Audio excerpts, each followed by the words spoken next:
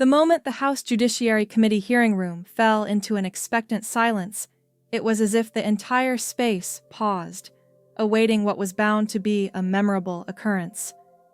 Enter Jasmine Crockett, a young and confident Congresswoman from Texas, whose striking blue suit stood out vividly against the warm, dark wood-paneled walls that lined the chamber. At only 42 years old, she had already carved out a notable path in politics as a freshman representative, new to the halls of Congress, but evidently not new to the art of composure and determination. She carried in her hands only a slender folder, perhaps containing documents of critical importance, and exhibited an unwavering sense of confidence that radiated from her demeanor. Her presence alone seemed capable of shifting the atmosphere in the room, which was charged with anticipation. Just moments prior to her arrival, the atmosphere had been dominated by the commanding voice of Jim Jordan, the chairman of the committee. The man was in his prime, in the midst of delivering a vigorous discourse, his tone loud and assertive as he pressed witness after witness about allegations of government overreach. His speech was rapid, filled with conviction, reflecting his well-known style of persuasive, fast-paced questioning. Dressed casually, yet sharply, with his tie loosened and sleeves casually rolled up, Jordan exuded the image of a man ready to tackle any challenge head-on. His firm declaration echoed strongly. "We're going to get to the bottom of this today," he had proclaimed, emphasizing that the American people deserved clear answers concerning what he framed as an attack on their freedoms and rights. The room, packed with various members of Congress, staff, and spectators, was a hive of subdued yet palpable tension. Some Republican members nodded in agreement, sharing Jordan's resolve, whereas many Democrats shifted uneasily in their seats, aware that they were waiting for their turn to speak or question. Jim Jordan, a former collegiate wrestling champion from Ohio with a notable career spanning 16 years in Congress, had built his reputation as one of the fiercest and most formidable figures within the political landscape. His style of questioning, sharp, relentless, often aggressive, made witnesses visibly uncomfortable as their words seemed to falter under his probing.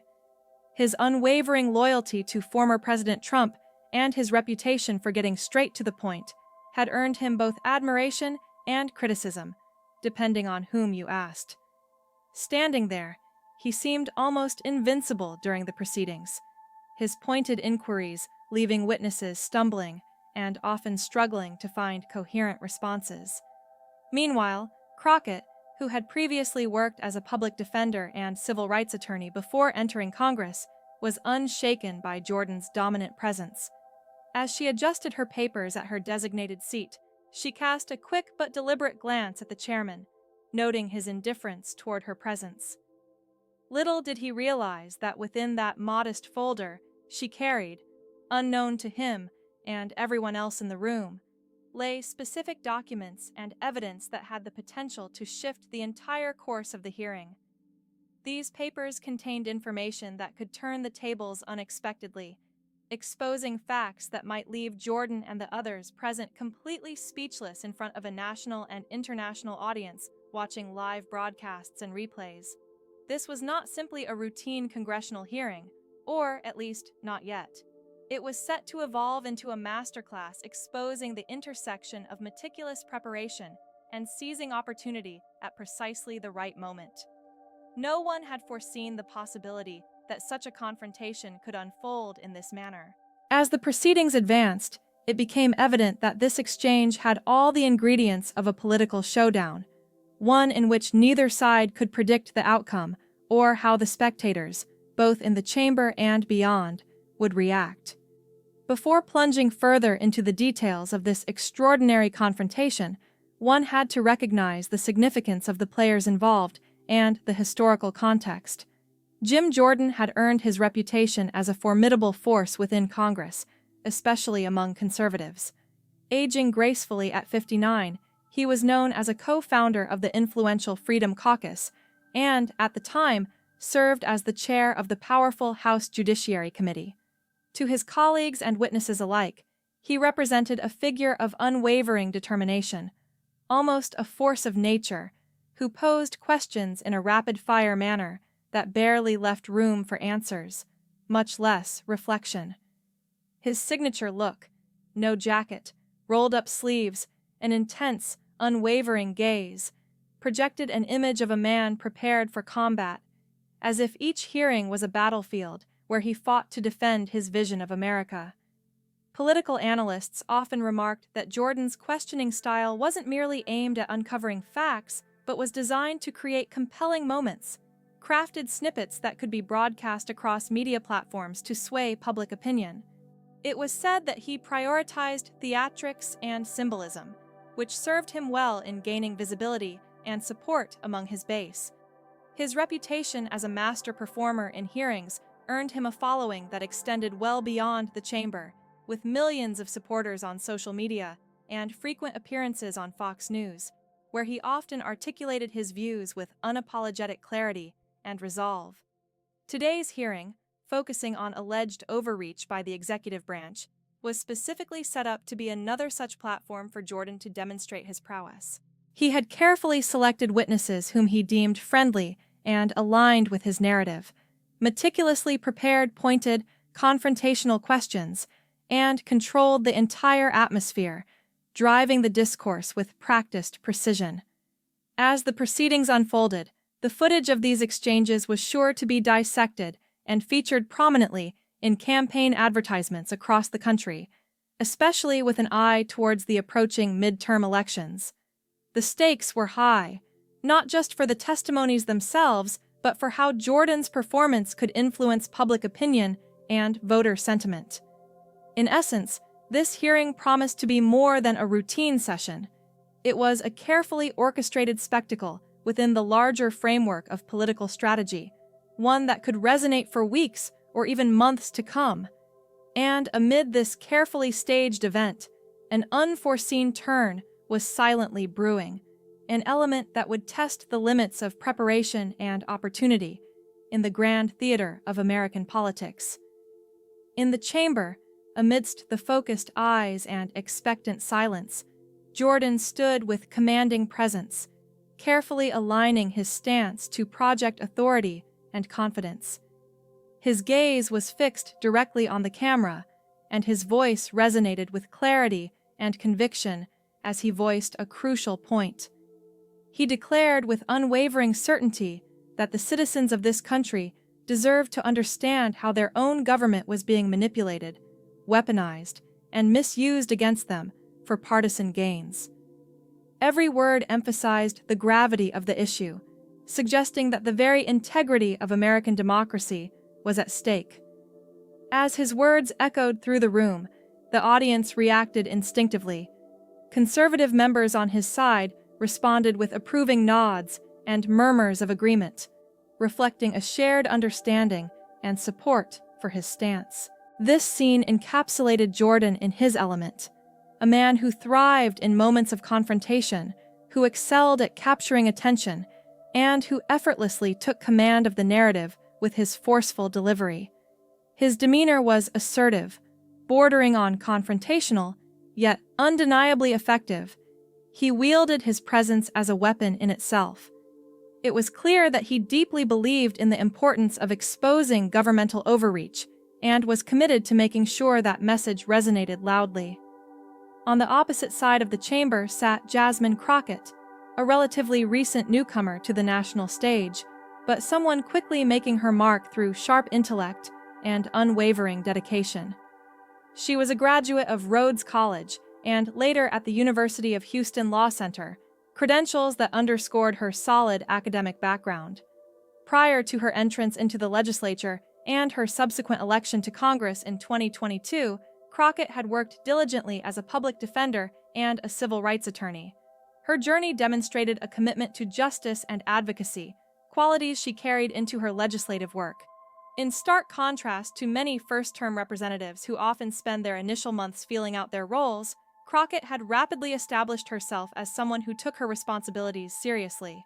She did her homework, researched thoroughly, and spoke with authority, traits that earned her both respect and a slight wariness from her opponents. Her approach was straightforward. She was not in Congress to chase headlines or build friendships based on superficial camaraderie. Her chief of staff had made this clear to new team members. Crockett's goal was to effect real change through facts, solid legal reasoning, and a deep understanding of constitutional principles. This principled stance had garnered her admiration from those who valued integrity and rigor in legislative debates. However, it also made her a target for criticism, especially among conservative media outlets. They tried to paint her as merely another member of the liberal faction, lumping her with the more progressive voices despite her voting record, which leaned more toward moderation. The stakes of this congressional confrontation lay far beyond mere personal reputations or political posturing. The hearing itself was ostensibly focused on the alleged overreach of the executive branch, an issue of significant constitutional importance. Yet, everyone present understood that the true purpose extended into the realm of electoral strategy. Democrats aimed to defend their policies and the current administration, portraying them as necessary guardians of the law amid accusations of overreach, while Republicans sought to paint the administration as lawless and extreme, framing the debate as a matter of principle and moral high ground in the upcoming elections. The confrontation had the potential to shape public perception and influence voters' opinions, making every word and gesture in that room critically significant. As Crockett prepared to begin her 5-minute questioning segment, she carefully reviewed her notes one last time. Her approach sharply contrasted with Jordan's theatrical style. She had spent weeks meticulously preparing for this moment, consulting constitutional scholars, analyzing public records, and crafting precise questions designed to challenge the narrative confidently. In her slim folder, she carried evidence that directly contradicted many of Jordan's claims, highlighting inconsistencies and misinterpretations of constitutional law. Her careful preparation reflected her seriousness about the issues at hand. Meanwhile, her fellow Democratic representative leaned over slightly, whispering in a tone of cautious reassurance, "Are you ready for this? He's firing on all cylinders today." Crockett responded with a calm nod, maintaining her composure. "Let's just say I came prepared," she replied quietly, her voice steady and unwavering. The timer was reset to 5 minutes, and the chairman, a gentleman from Texas known for his patience, despite barely concealed impatience, acknowledged her turn to speak. What happened next would go down as one of the most viewed and memorable exchanges in recent congressional history. Crockett began her remarks with clarity and control, her voice measured yet confident, creating a stark contrast to Jordan's energetic, often theatrical delivery. She stated, "Thank you, Mr. Chairman," signaling her readiness. Then, she moved into establishing fundamental facts about executive orders, an area of contention at the heart of today's discussion on governmental overreach. She proposed to clarify what executive orders really entail, emphasizing their legal basis and historical usage, aiming to ground the debate in facts rather than rhetoric. Jordan, leaning back slightly in his seat, was already displaying signs of disinterest, an all too common gesture during these proceedings, often reserved for moments when a speaker begins with basic definitions. This tactic, starting from foundational concepts, was typical for newcomers trying to project knowledge and fill their limited time effectively, but it was also predictable and somewhat procedural. Addressing one of the witnesses, a legal scholar from the conservative side, Crockett posed a question designed to elicit a precise and meaningful response. "Would you consider the number of executive orders issued by a president to be a reasonable measure of executive overreach?" Her tone was professional yet pointed, indicating that she was directing her inquiry toward a nuanced understanding of the scope and limits of presidential authority. The witness responded confidently with a smile, a sign of self-assurance, affirming her question and providing an answer that would likely influence the subsequent discourse. Thus, the dialogue set the stage for a high-stakes clash of ideas, where legality, constitutional limits, and political narratives intertwined amid the tense backdrop of a highly scrutinized hearing that would resonate well beyond its immediate setting, shaping public opinion and inspiring debate for weeks to come. Absolutely, Congresswoman. The way the current administration is wielding executive orders at this moment in history is, without a doubt, approaching an unprecedented level of power concentration that we haven't seen before. It feels as though a new threshold has been crossed, one that shifts the balance of governmental authority in a way that raises serious concerns among those who value the constitutional limits placed on the executive branch. Crockett nodded thoughtfully, reflecting on the implications of that statement, her expression indicating a mix of contemplation and caution. She then responded with a sense of curiosity and subtle challenge, suggesting that perhaps the sheer number of these orders is what fundamentally sets this administration apart from previous ones. Her words carried a tone of interest. She appeared genuinely intrigued by whether the quantity alone could serve as sufficient proof of overreach. She unexpectedly changed the course of the discussion, turning her attention to Jordan, the committee member, with a sharp but controlled shift. Her eyes fixed on him, and she pointedly remarked that she had taken note of his repeated references to how often the phrase record-breaking executive overreach had been mentioned today, no fewer than 6 times. Her tone was not accusatory, but inquisitive, seeking clarification. Was the frequency of this phrase reflective of the sheer number of executive orders issued by the administration? Jordan, sensing a shift in the atmosphere, straightened his posture slightly, aware that the nature of the discussion was evolving into a more pointed interrogation. He understood, intuitively, that Crockett was implying a connection between the number of executive actions and their substantive impact.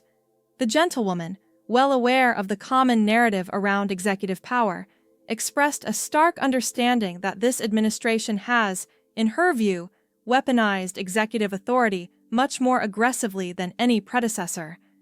Her words indicated that the issue was not merely about how many orders there are, but about the manner in which they are used to achieve policy goals by bypassing traditional legislative processes and concentrating power in the presidency's hands. Yet, she pressed on, focusing on the numerical aspect, which she believed could be a significant measure. Her voice became more focused, yet maintained a conversational tone, emphasizing that, among other factors, the count of executive orders issued is a key indicator. Jordan responded curtly, acknowledging that, among other considerations, the number of orders does indeed matter. Then Crockett, remaining calm but assertive, expressed her confusion. She opened her folder for the first time during this exchange, signaling her intention to bring concrete data into the conversation. She cited official White House records, which she had verified with the National Archives, stating that in the first 3 years of this administration, only 89 executive orders had been issued. This figure was notably lower than the 220 orders issued during a single full term of the previous administration. She pushed this document forward, allowing the assembled members and observers to verify her statement. The murmurs that rippled through the room showed a mixture of surprise and skepticism. Some members leaned in, realizing the significance of her point, that the quantity of executive orders in itself may not fully explain perceptions of overreach. Jordan shifted uncomfortably in his seat, sensing that Crockett's invocation of facts was posing a challenge to his narrative. He shot back, with a hint of defensiveness creeping into his voice, that the so-called number of orders is being cherry-picked and emphasized unfairly. He insisted that the substance, the content, of those orders was more important than their sheer count, implying that focusing solely on numbers could lead to a distorted understanding of the situation. Crockett, unperturbed by his rebuttal, nodded in acknowledgement of his clarification. She then posed a pointed question, recalling his earlier statements during a different time, when he had chaired the same committee under the previous administration. She quoted his own words, where he had declared that the sheer volume of executive actions served as evidence of overreach. Gathering her documents, she pressed him further, asking whether he had been mistaken then, or if he was now shifting his stance to cover new realities. The room's tension visibly increased. Jordan's face flushed slightly as he realized that Crockett was using his own previous remarks as leverage in the current debate. His attempt to dismiss her question as a matter of context did little to quell the growing unease. He insisted that the situations were entirely different, raising his voice as he emphasized that, in his view, the current administration was targeting political opponents and using federal agencies to serve partisan interests. He argued that the agencies had been turned against ordinary Americans, framing the narrative that there was an unprecedented level of politicization and abuse of power. Crockett turned another page in her folder, her expression calm but intent. She introduced another critical element into the discussion: her observations regarding the targeting of political adversaries. She pointed out that during today's hearing, Jordan had referred repeatedly to a highly publicized FBI search of Mar-a-Lago as proof of the weaponization of federal agencies. However, she brought to light data from the FBI's annual report, which surprisingly showed that over 1,600 similar searches had been executed in the previous year alone, all following the same legal procedures and standards, thus challenging the narrative of unique or extraordinary misconduct. Addressing the witnesses directly, she then questioned Mr. Bradshaw, asking whether he was aware that for such FBI searches, approval had to be granted by a federal judge based on probable cause. The witness looked toward Jordan, who nodded almost imperceptibly, as if confirming the procedural correctness of these searches. Bradshaw acknowledged that, technically, these searches were authorized under the law, but he hinted that this particular case appeared to be a clear exception. Crockett gently interrupted him, thanking him for that clarification, and turned her focus back to Jordan. She noted his previous advocacy for the FISA Amendments Act of 2008, which had greatly expanded the legal authorities for searches and surveillance, implying that he was well acquainted with the scope of these powers and their legislative origins. Her question was direct. Was he aware that he had co-sponsored that legislation, which had enabled such expanded search authorities? Jordan's patience visibly wore thin as the debate intensified. He accused the gentlewoman on the opposition side of playing political games instead of engaging with the serious issues at hand. His voice rose as he insisted that the American people could see through these distractions. He framed her questioning as an attempt to divert attention from real problems by focusing on procedural details and alleged abuses, instead of addressing the core issues facing the nation. Meanwhile, Crockett remained calm and focused, trying to stick to the facts and challenge the narrative that was being pushed. The exchange encapsulated a broader struggle over the interpretation of executive power, legal procedures, and the motivations behind recent actions, an ongoing debate about the rightful limits and uses of authority at the highest levels of government. The atmosphere inside the chamber grew tense and charged with anticipation as Crockett, maintaining her calm composure, addressed the room with deliberate clarity. She responded to Crockett's previous assertion by stating that, to her knowledge, no former president had ever been subjected to such intrusive scrutiny or unwarranted interference. However, she quickly produced a different piece of evidence, a document she tendered into the record that proved otherwise. This document was part of the official congressional records, a detailed account recording support from certain members of Congress, including Jordan, for investigations against multiple past presidents. The very suggestion that previous leaders had not only been scrutinized, but had provoked formal inquiries, was a revelation that seemed to electrify everyone present in the room. As Crockett laid out these documents one by one with methodical precision, the atmosphere in the chamber grew noticeably more electric. She meticulously went through Jordan's previous public statements, each statement seemingly contradicting what he was asserting at this moment. With each new document she revealed, the tension in the room sharpened, and Jordan's responses grew more agitated and defensive. His agitation reached a boiling point when he finally couldn't contain himself and erupted, his voice echoing loudly throughout the chamber. "This is absurd!" he shouted, flinging the words into the space with a mixture of disbelief and outrage. His furious tone suggested he felt betrayed and was protesting what he perceived as outright misrepresentation or distortion of his words and actions.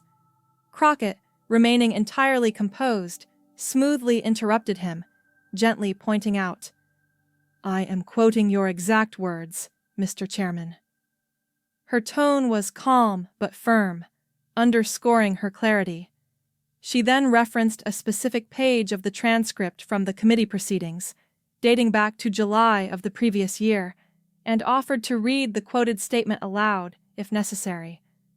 This was an intentional move to magnify her point and to leave no room for further doubt or denial.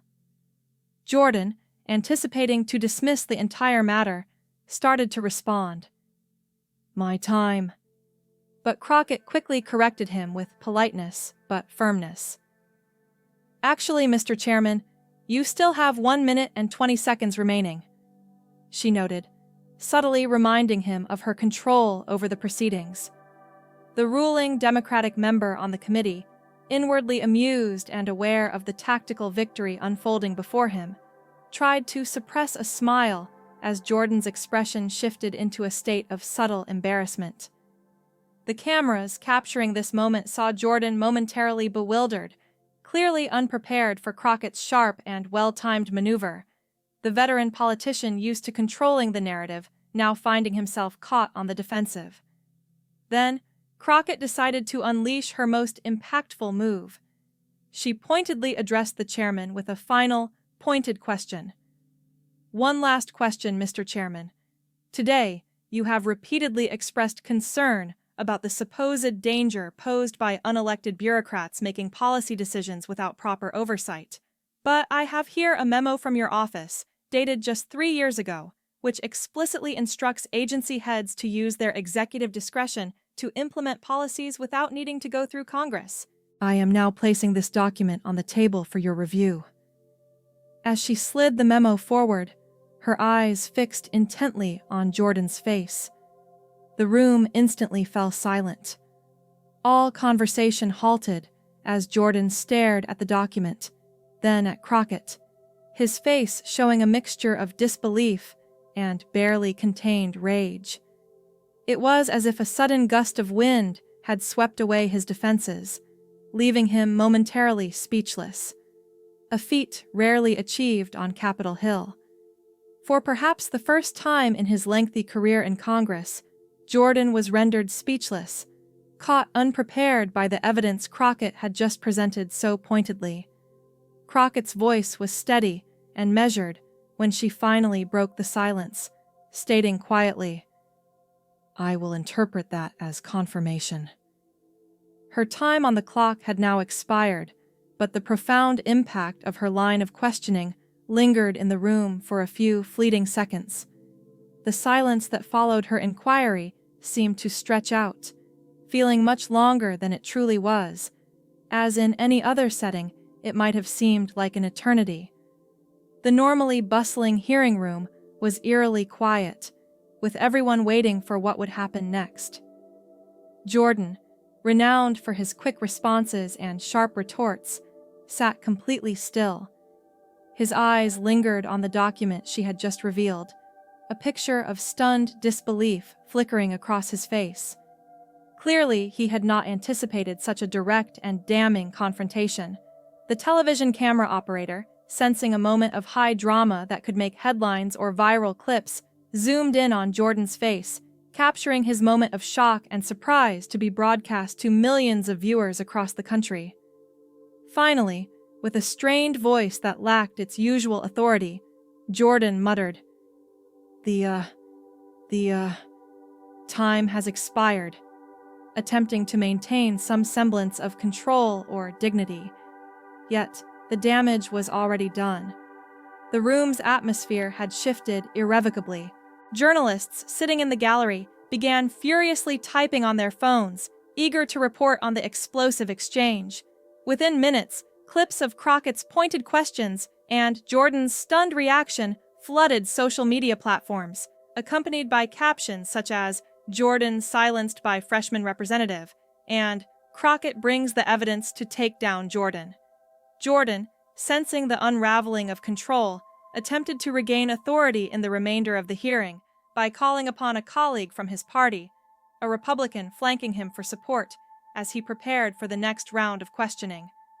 But the momentum had already turned decisively against him. The previously confident and commanding figure was now under mounting pressure. A visibly uncomfortable Republican legislator tried to steer the discussion back to the administration's policies and its critics, but his attention was inevitably drawn back toward the documents left sitting on the table, silent witnesses to the confrontation just concluded. The scene marked a significant turning point, underlining how swiftly the tide of political debate can shift in today's media-driven landscape, leaving even seasoned politicians momentarily stunned and unprepared. Mr. Chairman, with a sense of quiet confidence, the ranking member of the Democratic Party announced his intention to formally submit Congresswoman Crockett's documents into the official record. His voice carried a subtle but unmistakable note of satisfaction, as if he had anticipated this moment and relished the opportunity to highlight her actions. In response, Jordan, the chair of the Judiciary Committee, understood that he could not refuse this request without risking procedural complications or damaging the decorum of the proceedings. With a resigned mutter, he signaled his acquiescence, simply stating that there were no objections. It was a formal acceptance, but one tinged with the awareness that this exchange, seemingly small within the chamber, was about to spark widespread attention beyond these walls. Meanwhile, just outside the confines of the hearing room, the interaction between these two figures was already beginning to make waves across the broader media landscape. The moment was quickly gaining traction, and it was not long before the major television networks interrupted their regular programming to air clips capturing the exchange. These snippets, concise yet revealing, quickly spread across various platforms, igniting conversations across the nation. It was an extraordinary day at Capitol Hill, with headlines emerging that even seasoned observers found remarkable. One seasoned anchor described the incident as a glaring contradiction in the behavior of Jim Jordan, hinting that he might have been caught unprepared, perhaps even outclassed, by the formidable strategy employed by Crockett. Another analyst, perhaps unexpectedly, called the event a masterclass in congressional questioning, praising the skillful manner in which Crockett conducted herself in a setting known for its fierce debates and sharp interrogations. On social media, reactions exploded in quick succession. Hashtags such as Crockett seats and Jordan speechless began trending across the country. A 10-second clip capturing Jordan's moment of silence amassed more than 2 million views on TikTok within the very first hour. The comparison drew some to recall the legendary upset in boxing history when Mike Tyson was knocked out by Buster Douglas, an unexpected turn of events that shifted everything in an instant. One prominent political commentator, referencing this historic upset, tweeted that what had just occurred could be considered the equivalent in political terms, an unexpected fall from grace for Jordan, the so-called Iron Man of Congress. Even some voices from the conservative side acknowledged the sharp effectiveness of Crockett's approach. Regardless of political stance, the consensus among experts was clear. What transpired was a brilliant tactical performance. A legal analyst leaning to the right, appearing on a cable news panel, admitted that Crockett arrived with extraordinary preparation, and her execution was flawless, a true demonstration of strategic mastery. As the hearing pressed on, however, the initial momentum began to wane for Jordan. He found it increasingly difficult to regain the commanding position he had earlier enjoyed. His lines of questioning grew less incisive, and his tone became noticeably less assertive. Whenever he asserted that certain actions taken by the administration were unprecedented, members of Congress and witnesses stared at Crockett with a mixture of curiosity and skepticism, contemplating what other pieces of evidence she might reveal from her meticulously organized folder. By the time Jordan decided to declare the hearing concluded, 30 minutes ahead of schedule, the entire narrative had shifted dramatically. What was initially portrayed as an exposé of overreach and unchecked executive power had, in reality, transformed into a clear demonstration of how political hypocrisy could be laid bare through diligent and thorough preparation. Outside the chamber, reporters swarmed Crockett as she made her way back toward her office, eager to get her immediate reactions and insights. One journalist, seeking to capture the moment's significance, asked, "Congresswoman, did you expect Chairman Jordan to be left speechless today?" She paused briefly, considering her response before replying with calm sincerity. "I didn't come into this expecting a viral moment. I came seeking consistency and truth." When public officials take positions motivated by politics rather than principle, it's the American people who deserve to see the reality clearly. Another reporter pressed a follow-up question. "Were you nervous confronting such a powerful figure like Chairman Jordan?" Crockett responded with an assured smile. "Facts don't get nervous," she stated simply. "And neither do I, especially when I know I am backed by undeniable facts." As she moved gracefully through the corridors of Capitol Hill, her phone constantly buzzed with messages, an influx of support from colleagues, constituents, and even a few celebrities, all eager to share their admiration. A brief message from her chief of staff caught her eye. It read, "CNN, MSNBC, and Fox are all requesting interviews. The speaker just called, and your follower count has increased by 200,000 and continues to climb." Meanwhile, back inside the hearing room, Jordan remained seated long after others had departed, immersed in reviewing documents alongside his aides. They conversed in hushed, tense tones, perhaps strategizing about the next steps or simply processing the day's unexpected turn of events. This lingering scene underscored how one seemingly routine congressional hearing had evolved into a pivotal moment, one illustrating that thorough preparation and unwavering resolve could turn the tide, exposing even the most seemingly invincible political figures for what they truly were. His face wore a stern, almost somber expression as he stood silently, gazing at the clips playing on a staffer's phone screen. The images captured a moment that was no longer just a fleeting exchange, but a pivotal event in the political landscape. The figure who had entered the room with the commanding presence of a lion, confident, assertive, unyielding, had suddenly found himself in a position of vulnerability. For a brief yet intense period, he became the prey, caught off guard by an unexpected confrontation. The tense confrontation between Representative Jordan and Crockett was not merely a dramatization for the cameras or a quick flash of political theater. It was an event that would ripple through the corridors of power and public opinion in the days to come, carrying with it significant implications for both individuals, their respective parties, and the broader political scene. As the hours passed after the exchange, it dawned on many that this was no ordinary incident. It was a defining moment that could influence the tone and outcome of the upcoming midterm elections, which were now drawing closer with each passing day. By the evening, this single exchange had already ascended to the top of the news cycle, dominating coverage across all major television networks and digital platforms alike. Every political analyst and commentator carefully dissected each fragment of the confrontation, trying to interpret the nuances of style and substance. The debate often centered on the stark contrast visible in the two figures: Jordan's high emotional charges, driven by passion and intensity, versus Crockett's composed, methodical calmness, which seemed to undercut his fiery rhetoric. "What we observed today was a clear demonstration of the power of meticulous preparation," explained one seasoned congressional reporter. "Chairman Jordan has long built his reputation on aggressive, often confrontational questioning designed to unnerve his opponents. But today, he faced someone who had evidently done her homework. She had come prepared with a detailed knowledge of his record, which caught him off guard.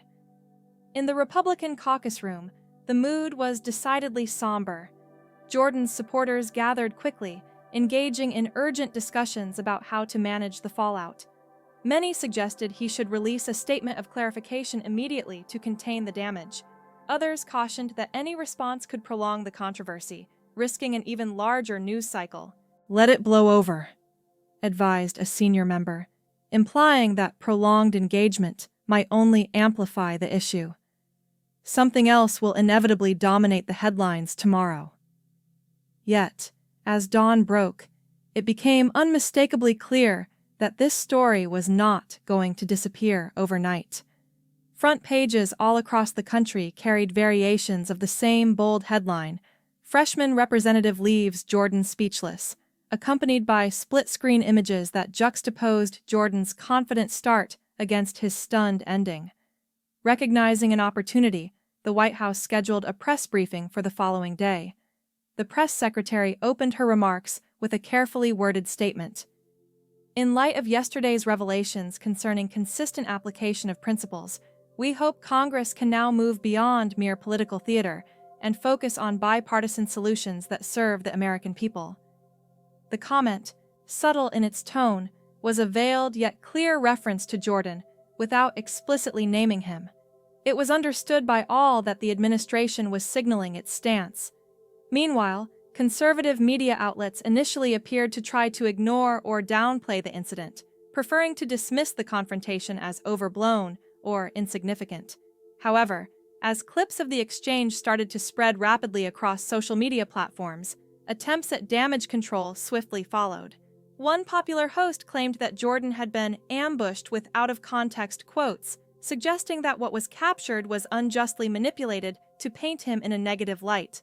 Another commentator argued that the radical left was celebrating the exchange, emphasizing style over substance, portraying Crockett's pointed questions as a strategic attack rather than legitimate scrutiny. Nevertheless, these defenses failed to gain much traction. The clear and thorough nature of Crockett's line of questioning, along with the fact that the documents she presented had remained unaltered and authentic, undermined such dismissive narratives. By midday, multiple independent fact-checking organizations had verified the accuracy of every quote, memo, and document Crockett referenced during the confrontation. The facts spoke loudly and unambiguously. Jordan himself remained noticeably silent about the incident. He canceled a planned appearance on Fox News, and his only official response was a brief statement reiterating a focus on the core issues. "Yesterday's hearing was about the overreach of the current administration," he declared, "not about political gotcha moments designed to score points." His reply was met with immediate criticism, primarily centered on its austerity and lack of engagement with the core contradictions and concerns Crockett had raised. Critics argued that the hurried and terse response failed to address the substantive issues exposed during the exchange, leaving the public with even more questions about transparency and accountability. The unfolding events marked a turning point in the ongoing political drama, reminding everyone that in the realm of politics, appearances can deceive, but facts and preparedness often reveal the true nature of the actors involved. The aftermath of Crockett's remarkable confrontation brought with it an intriguing combination of heightened opportunities and intense scrutiny that reshaped her emerging political profile. Almost overnight, her presence on social media platforms surged dramatically. Her follower count naturally tripled, transforming her into a rising figure in public discourse. The floodgates of media attention opened wide, with major television networks, influential podcasts, and prominent print publications lining up to request interviews and feature stories. This sudden burst of visibility signaled an important shift, as the political establishment, especially within the Democratic leadership, recognized in her a new and potent voice poised to influence future debates. Consequently, they began to discuss assigning her to more prominent committees and giving her opportunities to speak on bigger platforms, understanding that her voice had already begun resonating deeply with a broad audience. In her first interview after the confrontation went viral, Crockett candidly admitted that she had not anticipated such an extraordinary response. She modestly reflected that her actions had been driven simply by her sense of duty, by asking questions rooted in verified facts, and by her unwavering commitment to holding those in power accountable, regardless of their political affiliations. Her honesty and straightforwardness struck a chord with viewers, especially those weary of endless partisan squabbles and political posturing, who appreciated her focus on substance over partisan rhetoric. Clips of her interview, capturing her calm yet firm stance, quickly circulated across social media platforms, spreading almost as extensively as the original confrontation that had ignited them. Political analysts and scholars observed that Crockett had achieved a rare feat in the realm of modern politics. She managed to articulate a critique of an opponent's inconsistency without descending into personal insults or vitriolic attacks. As one communications professor pointed out, he has never called Jordan a hypocrite, highlighting that Crockett had simply laid out his own words and shortcomings through a straightforward presentation.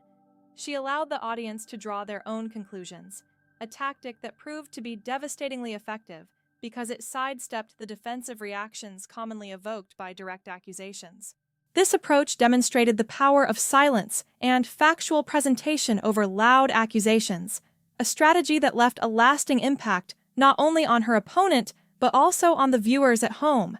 The influence of this event extended far beyond the two individuals involved in the exchange. Candidates from the Democratic Party across the nation began to incorporate clips of the confrontation into their campaign materials, positioning themselves as thoughtful, fact-based scrutinizers rather than mere partisan combatants. This subtle narrative shift marked a turning point, emphasizing integrity and serious oversight rather than ideological battles. Meanwhile, strategists from the Republican side privately expressed unease over this emerging narrative, with one confidant admitting in a discreet conversation to a journalist, "We've lost the high ground on consistency. It's increasingly difficult to claim that the opposition is driven solely by a hunger for power when our own words and actions come back to question our credibility and motives."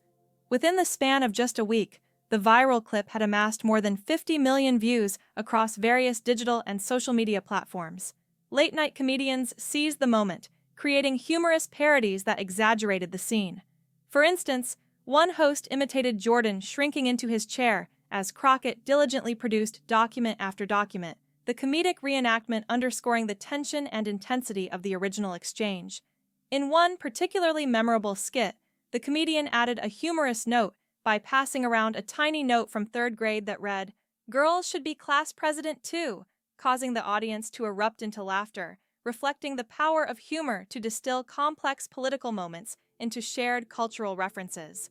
Beyond the entertainment value, political scientists and analysts began studying this confrontation as a potential turning point in the way congressional oversight hearings are conducted.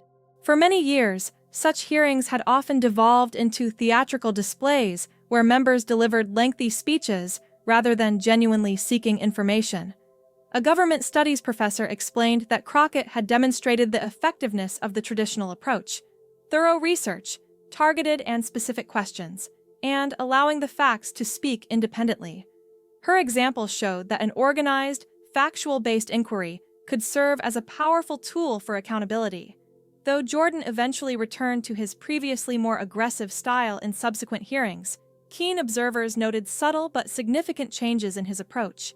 He appeared more cautious about making claims of unprecedented actions and occasionally consulted with staff to verify historical assertions before voicing them publicly.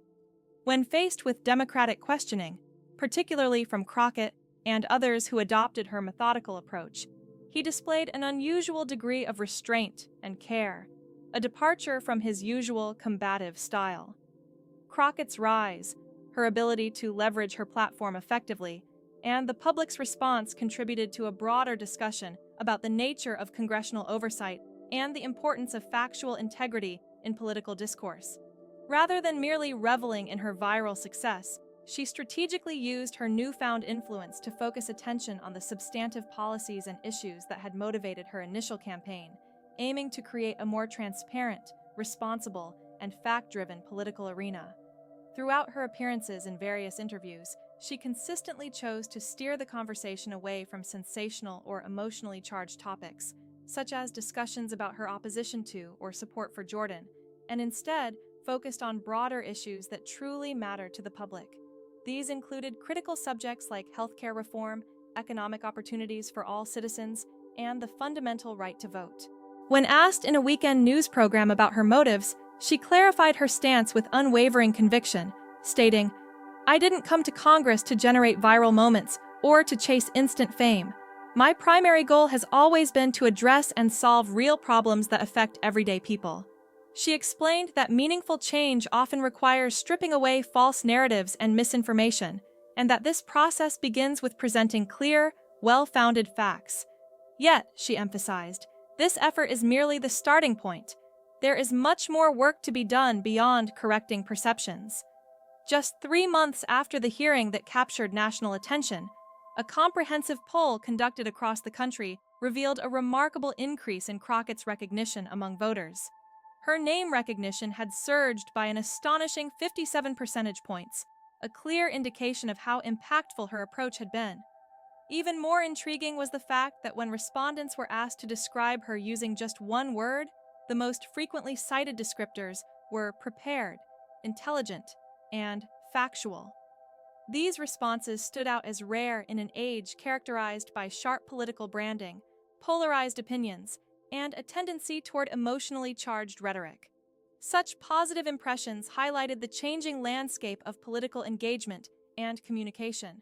As the midterm elections approached, the long-term effects of this shift became increasingly apparent. Democratic campaigns across the nation began to incorporate what political strategists subsequently named the Crockett method, a strategy based on less emotional appeals and more factual, evidence-based contrasts with opponents. Republican candidates found themselves increasingly on the defensive, as their past statements and legislative votes became central issues in campaigns. One particularly telling moment occurred during a debate held in a swing district, where a Republican incumbent accused his Democratic challenger of distorting his record. In response, she calmly and unwaveringly pointed out, "These are your exact words from the congressional record."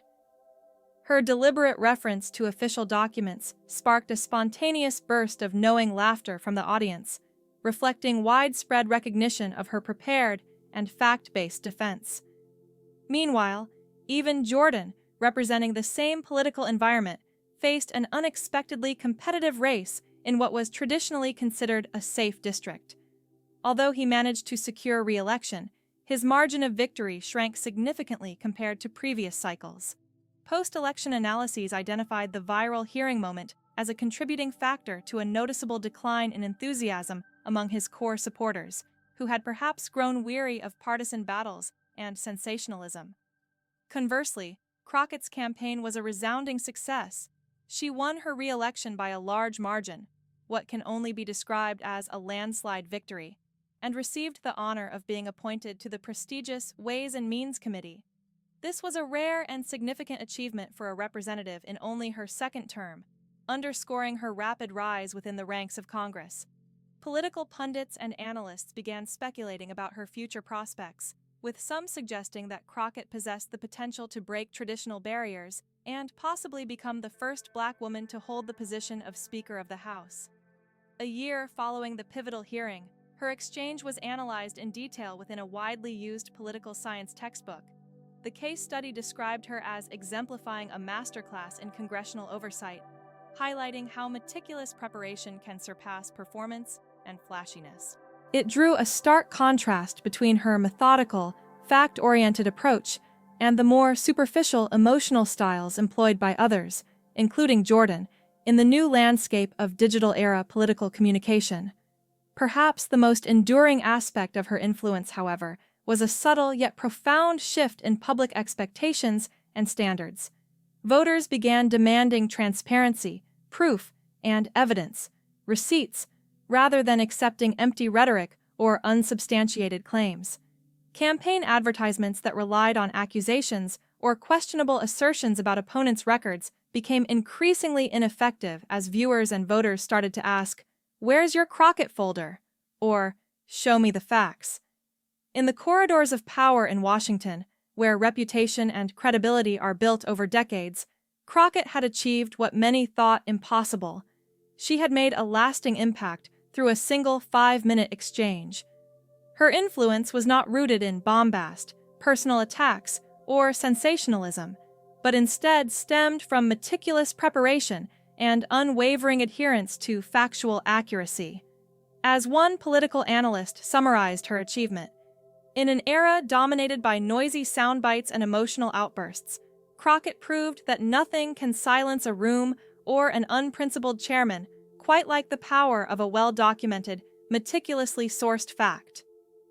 The intense encounter between Jim Jordan and Jasmine Crockett serves as a vivid illustration of a fundamental principle that resonates far beyond the confines of politics. Success often hinges on meticulous preparation, aligning perfectly with the right moment to act.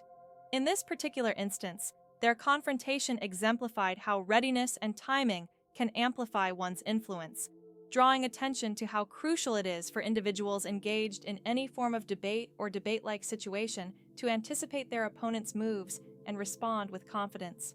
This clash also vividly demonstrated that, no matter how boisterous or dramatic the setting might become, where emotions can sometimes overshadow facts, the underlying truth has an undeniable power to pierce through the most deafening noise and superficial noise. While theatrical displays and spectacle can fleetingly capture the spotlight, they rarely produce the enduring impact that comes from a well-founded, fact-based approach. Facts grounded in reality possess a resilience that withstands the barrage of distractions and hollow rhetoric, ultimately shaping opinions and influencing decisions in a more lasting way. This confrontation reminds us that genuine substance, backed by evidence and clarity, remains the most effective tool in the arsenal of anyone striving to create meaningful change in the political arena, or indeed, in any sphere where influence and persuasion are vital. This particular episode will undoubtedly be remembered as a pivotal moment in recent congressional history, illustrating how skillful preparation, combined with a calm yet firm presentation of facts, can redefine the tone and approach of future hearings and debates. As observers analyze this exchange, they recognize that it stands not merely as a fleeting spectacle, but as a blueprint for what effective advocacy and opposition can look like when grounded in truth and delivered with conviction. Reflecting on this confrontation invites us all to consider how essential thorough preparation is, especially when faced with unpredictable or emotionally charged situations. Whether in politics, public speaking, or everyday discussions, those who invest the time to understand their arguments deeply and position themselves strategically often find that they are better equipped to seize opportunities and sway opinions. The case of Jim Jordan and Jasmine Crockett underscores this timeless lesson. Success favors the prepared mind, and truth has an enduring way of prevailing when presented with clarity and confidence. In conclusion, this dramatic exchange not only highlighted individual strategies, Jordan's fiery emotional intensity versus Crockett's reliance on facts, but also underscored a broader truth about the nature of effective communication and confrontation. It illustrates that while intensity can draw initial attention, it is the unwavering commitment to factual integrity that leaves a lasting mark and influences future tactics in legislative and public debates. As we continue to observe how this encounter shapes the landscape of congressional hearings, it becomes clear that the principles of preparation, truth, and timing will remain central to achieving meaningful progress in the complex world of politics.